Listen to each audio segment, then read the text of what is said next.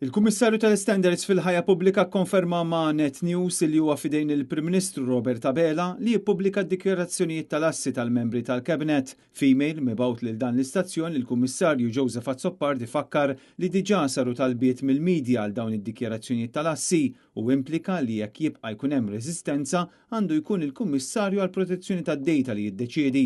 Minkejja dan il-Kummissarju tal-Standards ma eskludiex li jibda investigazzjoni fuq l-assi tal-Ministri f'każ li jara l-bżonn dan fil-waqt li Abela minħat jew qed jinsisti li d-dikjarazzjonijiet qegħdin hemm għall-iskrutinju tiegħu. Fuq il-mejda tal-Parlament ġew imres għad-dikjarazzjonijiet tal-Kabinet inkluż tiegħek. L-unika entità illi għandha leġislattivament id-dritt li jkollha aċċess għal dawk il-dikjarazzjonijiet dak huma dikjarazzjoni tal-Kabinet li jsiru għall-iskrutinju tiegħi. Grazzi. Interessanti li fit-tweġibiet li tagħna l-Kummissarju tal-Standards iddikjara li kien hu illi talab lill-Uffiċċju tal-Prim Ministru għal dawn id-dikjarazzjonijiet u ma kienx Robert Abela li għaddihom kif implika l-Prim Ministru fl-aħħar jiem. Jibqa' l-fatt li dawn id-dikjarazzjonijiet ministerjali għas-sena 2023 inkluż tal-Prim Ministru nnifsu għadhom qed jinżammu moħbija.